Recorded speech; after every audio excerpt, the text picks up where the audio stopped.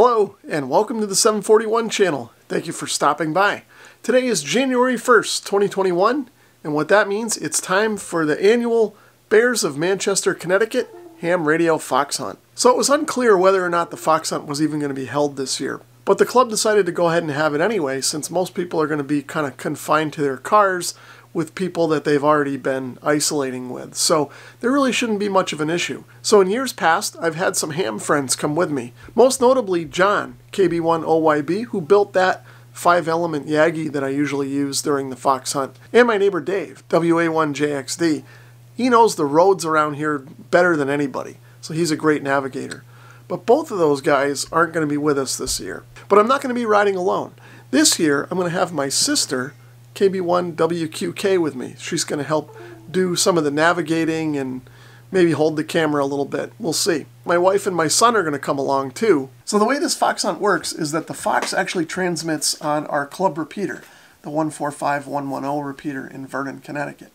And the reason we do that is so that the general public can kind of listen in and hear both the fox and the chasers if they decide to communicate using the repeater during the hunt. But obviously we're not going to be chasing the repeater frequency, we're going to be listening to and chasing the fox on the input frequency to the repeater. So the way the hunt starts is that we all meet at an elementary school in South Windsor, Connecticut for 1 p.m. on New Year's Day. At 1 p.m., the fox, who is Paul, N1TUP, our club president, takes a roll call. And at that point, everybody can start doing some direction finding since he'll be transmitting from his location. But then after he takes the roll call, he officially starts the hunt and gives a 1 minute or so transmission, maybe a little bit longer at the beginning of the hunt, so that people can get their equipment adjusted and turn their antennas and try and find an initial heading to travel on. Once each chaser has a direction that they want to go in, they leave the starting point and everyone's on their own at that point. From there on after, every 5 minutes, the fox makes a 1 minute transmission. Now, usually for the first half hour to an hour of the hunt or so, the fox will transmit using his own voice and kind of talk and maybe give a few clues. But usually once the first chaser comes in and finds him, he switches over to an automated fox box that just plays tones. Now, chances are I won't be the first one to find him, so you'll probably hear those tones as the hunt progresses and we get closer. And then at the end of the hunt, like I said, we just have a bit of a social gathering and everybody just kind of stands around and talks about the hunt and maybe just radio in general and kind of just catches up with each other. So it ends up being a great social event for the club members at the end, but it's also a good publicity event for the club since so many people are actually listening to the hunt on the repeater and have pretty much looked forward to it all year. So here's a look at some of the stuff that I'm going to be using on the hunt before I get it set up in my truck. First up, of course, is my chase radio. This is my old Alinco DJ-G1HT. I like this radio a lot because it has a signal meter with some granularity to it. This allows me to really turn that antenna and really see where the signal is strongest and weakest so that I can determine good headings to follow. The next thing I have, of course, is my Pacific Antennas Attenuator. This is brand new for this year. In fact, I just released a video on this, and I'll leave a link for that up here and down below as well. Now, in years past, I've used my old attenuator that I built back when I first got licensed, but I can't seem to find it. I don't know where I put it in my mess of stuff, and I happen to have this on the workbench, so I quickly put it together and I'm going to use it for today's hunt. Now, obviously it's just mounted to a block of wood here because I didn't have a case or a box to put it in, but I think it'll work just fine either way. Next up, I have my phone, and on my phone I've got some mapping apps and compass apps and things like that that I can use to help determine direction. Now, the only problem with this phone is it's over 3 years old at this point and the battery does not like being out in the cold. So this HT has a fully charged pack of AA rechargeables in it right now, but just in case something happens there or those batteries die on me, I do have an external power cord that I can plug into my cigarette lighter if I need it. And then over here, of course, I have a handful of adapters in case I need them. Here I have a traditional compass if I need it, in case the smartphone app doesn't work or we just want to kind of sanity check it. We should be able to use this traditional compass. I'll have a few different patch cords and things with me in case I need them. I really should only need one, but I'll bring a couple spares just in case. And then just for a backup, I'm going to bring my 878 Anytone. Now again, this one isn't really good for chasing the Fox signal because it doesn't have a good signal meter on it. But we can use it for monitoring the repeater or maybe some other frequency if we need to along the way. So the next bit of kit that we're going to look at, and of course probably the star of the show here, is the 6-element coat hanger Yagi that my friend John KB1OYB built. Hopefully I can get this close enough to the camera so you guys can kind of see how it's made. I mean, really, it's just made out of scrap wood and coat hangers. And then you can see there's an old scrap piece of coax for a pigtail soldered to the leads. And it works just fine for fox hunting. So the way I mount this thing in my Chevy Tahoe is to use the U-clamps that are on here and bolt it to this piece of surplus canopy pole. And then I've got a piece of scrap wood that I cut that fits the canopy pole and the coax through it. And then I stick this into the sunroof of my Chevy Tahoe, and we drive around like that and hope the cops don't pull us over and wonder what's going on. And then at the base of the canopy pole, it just goes into this base, and then I can bungee cord this thing down to my center console so the bottom of it doesn't move around. Now you'll notice that this actually has some stuff on it and a coax pigtail. These aren't used. For this configuration, I actually use this for another antenna that I use with POTA activations. But that stuff won't get in the way or affect the way that this works. We're just using this base as a mounting point. So I think that pretty much covers everything. I'm going to go get it set up in the Tahoe and get ready to go.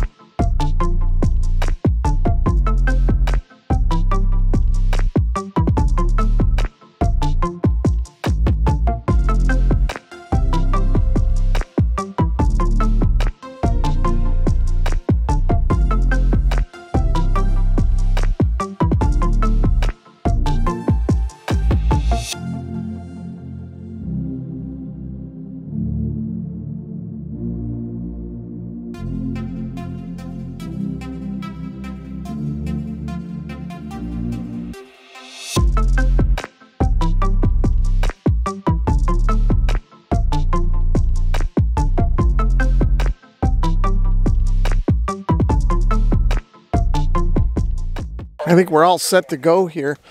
Got the antenna all set up. I can spin it if needed, but the friction against the piece of wood kind of keeps it from moving while I'm driving. And down here we've got the attenuator set up. You can see I can turn this on and off as I need to adjust my signal strength. One last thing to mention here. I've just put the radio on the frequency the Fox will be on, and then what I'm going to do is turn the keypad lock on so I can't accidentally change the frequency on this thing. That actually happened last year on me. So I think once we get that done and I get the family loaded in the car, we're going to be ready to go. Looks like the final inspector is here to improve my work. So we're getting ready to get started here. Behind me is my wife, Mrs. 1111, and then over there is Noob Science 64. And then over here is KB1WQK. You're going to be doing navigating duty. You back there are going to be doing camera duty and double checking us, I guess. I don't know. So we're here at the starting location. I'm going to get all the radios set, make sure that the antenna rode okay on the way over here, and we'll see what happens. Maybe we'll talk to a few of the other chasers. I don't. I didn't get it. How far can you go? It's like Fox in a box meter. Yeah. Yep. Okay. You think we could hit the repeater? Yep. Our repeater I'm Larry, W1AST from Long Meadow, Mass. Been fox hunting for 40 years now, on and off. And this is real simple. It's just a tape measure 3-element Yagi and a little Kenwood radio. It's about $130 for the radio. And we do direction hunting. So somebody transmits a signal and we aim the antenna towards it. We head in that direction. We try to find him. It's kind of like geocaching with radio or hide and seek with radio. It's a lot of fun, very addicting, and sometimes extremely aggravating. Okay, thanks, Larry. You're welcome. Good afternoon. January 1st, 2021, 1 p.m. Time for a fox hunt. We do it again this year. We're going to check in a little bit differently this year. We're going to check in by teams. Basically, I would envision each vehicle containing a team. So what I need is a team leader to check in with their name and their call sign, That antenna is pointing and that then tell way. us how many people there are on It's your north. team. So that's what we're looking for check-ins. One person from each team, and you've got to speak slowly and distinctly. Are we part of the Please team, check even though in we're now. not AM radio operators? Yeah, you guys are part of the team. Is it going to look lighter? When It'll be we- fine. A1 Alpha Sierra Tango with my XYL Faye, no call. Kilo 1 Sierra Whiskey, XYL N1 TUJ Eileen. N1 WIE, team of 2. Kilo 1 X-Ray Foxtrot Charlie, Phil and Sue. K1 SMR, team of 1. So we're going roughly east. Team of 1. N1 ZN, team of 2.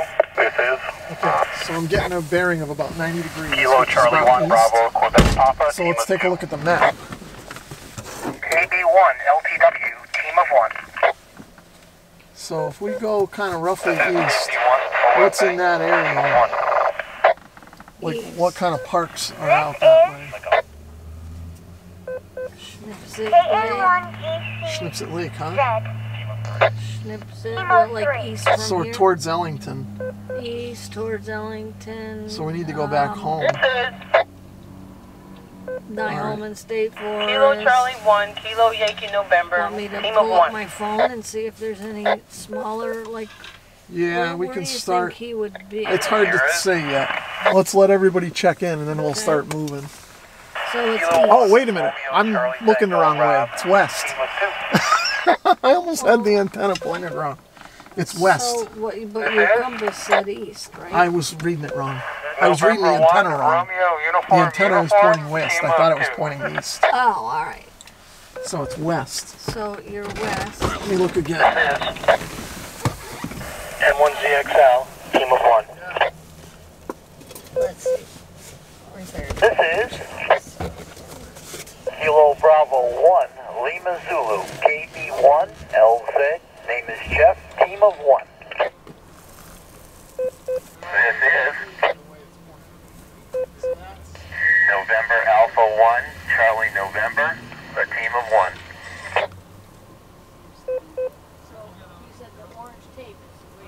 This is November 1, Mike India Echo, team of 2, Navigator N1 MLG. Anybody who didn't make it on that round of check-ins, Is that right? Well, All right. by now, you've probably figured out that you're hearing me pretty well. Let's Should listen to have the a solid clues. signal on me. Hopefully you'll have the solid direction on me so you'll know which way to head. I'll just chatter for a little bit longer here. All right, let's look at the And, map again. I'll try to remember to come back every 5 minutes, and I'll try to remember to do a 1-minute warning. So Southwest is towards we've got a Hartford. really good check-in today. If you care to share your initial headings, please do so. We'll be interested in hearing where you think or where your radio says I am. Anyhow, that's enough chatter for now. 240. I'll be back in probably a little less than Well, let's 5 go. minutes all right. with Let's another see. I transmission. gotta Everybody buckle up. 1-minute warning for the Fox Hunt. This is N1GP. Okay, 10 minutes after 1. I'm sure not everybody has their initial bearing Oh, he yet. turned his I'll be power waiting down. for this transmission to zero in. Dick, thank you for yours. We encourage chatter. We encourage sharing of data. That way. Once, of course, you find me, then maintain radio silence, because then you know too much, you know. So you got to be quiet after that. So what's over that Until way? you find me, you're welcome to chatter all you want. If there's any home stations that can help Head out, down 30 towards Route you're 5. also asked to participate. Help the hunters out. So we're going to the west. Dick had me in kind of a westerly direction. I don't know how the rest of you feel about that. West is always bad because then it leads to the question of do you cross the river or not? And that's always a hard decision. Uh-oh, I've gone overtime here. I'll be back in a few. Then one to you, Faye. Okay, 1:15, time for another transmission. So we'll talk for a minute or so. Some of you people may have hit the road already, perhaps not everyone. Maybe you're waiting to find your heading. Sometimes if you roll with your feet, you end up with a different heading. Sometimes you end up with the same heading, which is always good news as long as it's correct. So anyhow, I trust that you still have a good signal. You can hear me well. And that may not be the case for the duration. At some point, you know me, if you've participated in these hunts before, you know at some point I like to go to a lower powered transmitter. I've already done that. With an automatic controller so that I don't have to pay close attention to the clock. Anyhow, that's a minute. Oh. I'll be back in about 5. And 1, 2, 3. No, it's that. So we gotta go down here. Down now. You're pointing down. Roughly the way we're going, a little bit to the left. So we'll keep heading this way. I think for the next reading we'll try and stop somewhere and be stationary. Heard too much. So that direction. But that's okay. We were reviewing the check-in list, and we did miss the very first check-in, the one before Dick and Eileen. So if you get a chance after the transmission or at some point you might want to tell us, we don't want you to transmit into an attenuator or anything, but when it's convenient, you might want to let us know your name and call sign. For some reason we didn't get that down. What do you think? Should we go? Oh, here's the police. We'll certainly see you face to face when you get here. Okay. So we're coming up on a minute already. Boy, just getting started here. So anyhow, I will be back in a few with another transmission. Let's go towards West Hartford. Good luck, everybody. Park is And right down Route 5 on this side of the river. I think he's on the other side. Alright, so if you wanted to, they should know that they do a Fox thing every year, don't they? No. NZ1J from K1RCT. Oh, that guy was thick in reading. So now are we going to get followed? Maybe. That's alright. They're all doing the same. Yeah, they're all on radios. I just saw that couple of their masks. How do I get onto 291 from here? Where we were going to meet? Oh god. Yes, I'm here, John. You some different route you turned off ahead of me. Yeah. And I was with Chuck and he turned off. I get a different route, but John and I are together. This way there should be a sign.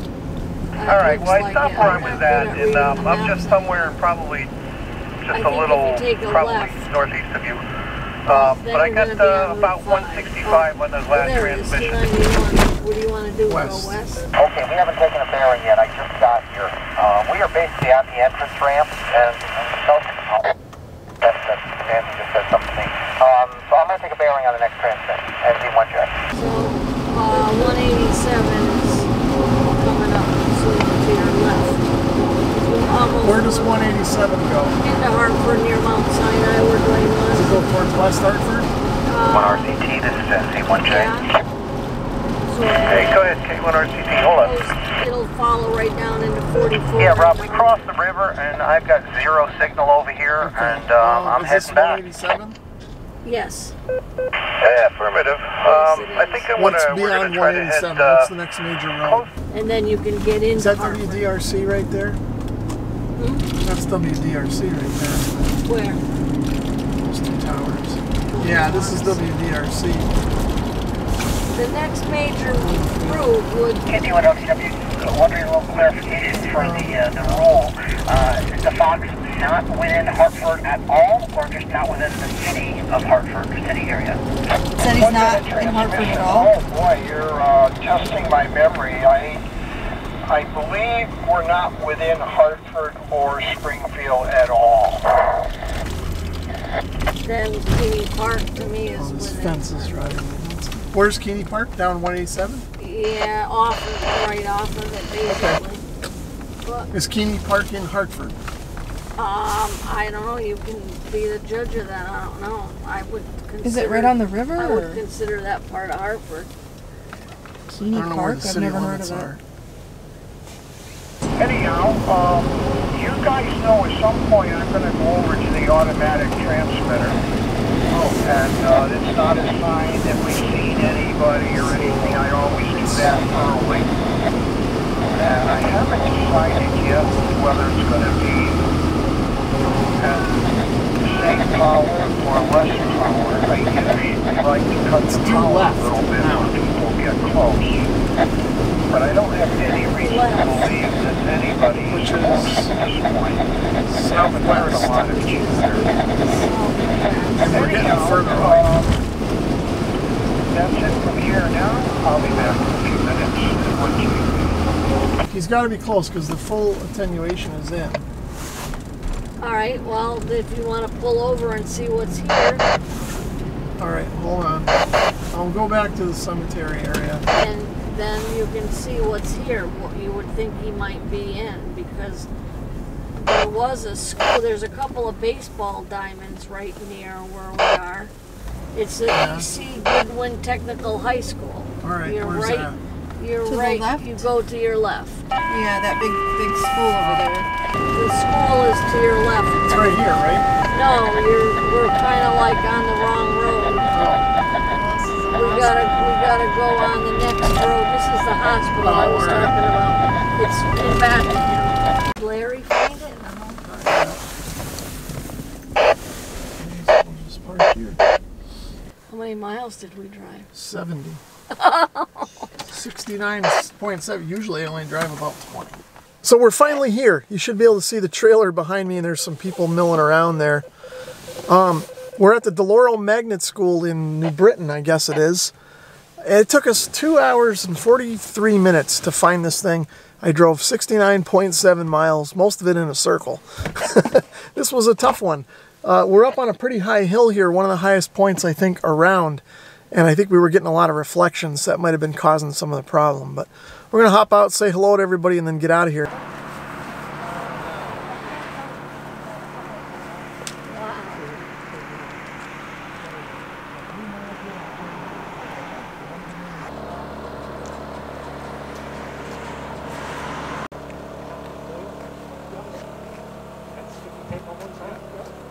I thought it was going to be easy. This is where we are, and this is the starting point. Well, the problem is we were down near Hartford, and we were getting strong signals Down here. all in there. Yeah, Right at the river. Yeah. yeah, and we kept, I don't know why. But, I don't know the area, so we were driving around all over different places, and then finally came this way. I don't know this area either. So that's all the footage I have from the hunt, so I'll just kind of recap what happened. So as you saw at the beginning, we tried to determine a heading for the fox by turning the antenna until we got the strongest signal. Now, I always get a little excited at the beginning of these hunts, and I wasn't completely paying attention to the antenna, and I didn't realize that the two pieces of orange tape were pointing away from me and not toward me from where I was standing. So at first, I thought the fox was to our east, but when I looked at the antenna again, and I'm glad that I did, I realized he was more to the west or southwest. So we ended up leaving the parking lot and we headed southwest. We got to a point where we could either get on the highway and cross the bridge over the Connecticut River or stay on the east side where we started. So we stopped at that point to make sure that we had a good heading, and then we kind of studied the map. And based on the signal strength, some of the things the fox was saying, and the heading that we took, we decided that we would go across the river toward the west side of Hartford. The problem is that none of us in the car know that area at all. The town immediately across the river from where we are is Bloomfield. I know that area a little bit and north of that, but not south of it.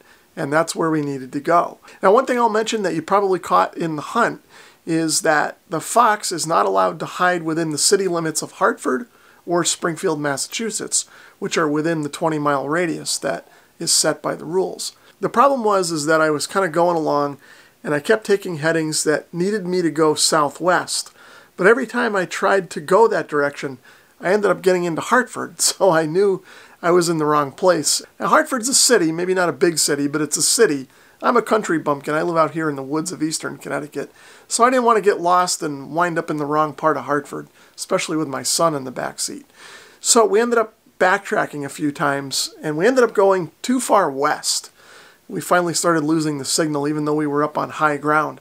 Couldn't get a bearing anymore, so we had to turn around and come back. Well, we finally found our way into West Hartford, which is where we wanted to be originally. We started getting some strong signals. Now, at that point, my wife started to do some navigating too. She was trying to direct me where to go. For whatever reason, we got into a point where we were on an on-ramp to the interstate, and I don't know what happened. She told me to go west, and I went east for some reason. Trying to process too many things at once, I guess, between trying to pay attention to the fox hunt, listen to the radio, understand what they were telling me to do as far as the navigation goes, and worry about the video footage. I got in the wrong lane and headed east. So we had to go down 84 east, probably 3 or 4 miles, turn around and come back. So we lost a lot of time and added a bunch of mileage that way. Well, we finally got back into sort of the West Hartford and New Britain area and started driving around and getting a stronger signal. But again, none of us knew the roads over there. And we ended up driving around the kind of border between West Hartford and New Britain for quite a while. There were a few parks in that area. We kept looking at the map and thinking he was in one of those parks. I kept trying to take headings, and the headings kept trying to send me off these residential roads that I was nervous to drive down. Now finally, time started progressing, and not very many teams had found the fox. Now a few had, but not as many as usual. So he threw out a clue and did indicate that he was in New Britain. So we finally started looking at the map and focusing on New Britain and tried to head over to a couple of parks there. And again, we kept driving around in circles. He wasn't at those parks. Well, finally, I don't know if it was my sister or my wife, pulled up the phone and saw that there were a few schools in the area. We decided to drive by the schools, and lo and behold, there he was at one of them. So 2 hours, 43 minutes later, and 69.7 miles later, we found him. Now, arguably, this was probably the easiest place that the fox has been in since I've been fox hunting the last few years. But for whatever reason, it took me the longest, time-wise and mileage-wise, to find him. I think part of the problem was he was up on top of a ridge that exists in the central Connecticut River Valley of Connecticut, and it kind of looks down over the valley. Now, I'm not exactly sure what was going on, if we were getting reflections off of buildings or structures or the surrounding hills or even the water in the Connecticut River, but it just seemed like when we were down in the valley more towards Bloomfield and Hartford, we'd get a strong signal for a few seconds, we'd move a mile or two, and we'd almost lose the signal. So it was just tough because of that and not knowing the area at all. Now, hindsight being what it is, when I took a look at the map when we got back home, he was dead right in line with that initial heading that I took at the starting location. I think if any of us in the car were a little more familiar with that part of the state, we would have been able to get over there a little quicker and maybe zone in a little quicker on what was going on. Now, towards the end, we were all considering giving up. I think if we had done one more loop there in New Britain and not found the fox, I think we all would have headed home. It was starting to get late and dark, and we knew we had a good 45-minute to an hour drive to get home from where we were. But luckily, that last loop around, we were able to find him.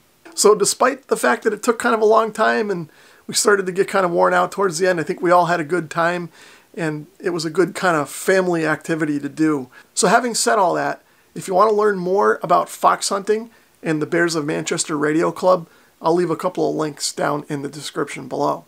If you enjoyed the video, please give it a thumbs up. If you'd like to leave a comment or subscribe, feel free to do that as well. Thanks for watching.